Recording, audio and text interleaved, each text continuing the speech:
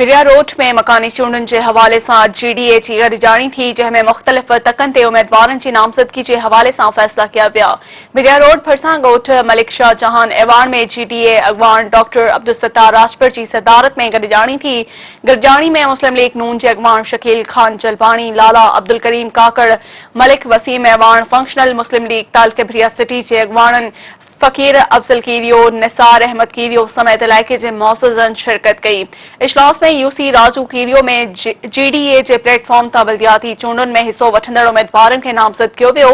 फ़ैसिले मूजिब ज़ाहिद हुसैन लाखो, फ़कीर हाजी शमसुद्दीन कीरियो, निसार अहमद ब्रोही, फ़कीर अफजल कीरियो, सद्दाम खासकेली, गुलाम नबी ॾखण, अवेस कलहोड़ो ऐं ॿिया उम्मीदवार नामज़द किया विया। उन मौके ते GDA अॻवान डॉक्टर अब्दुल सत्तार राजपर, नून लीग अॻवान शकील खान जलबानी ख़िताब कंदे चयो त यूसी राजू कीरियो ते गॾियल मुशावरत सां GDA तरफ़ां उम्मीदवार बिहारिया विया आहिनि। मकानी चूंडुनि में PP उम्मीदवारनि खे शिकस्त ॾींदासीं।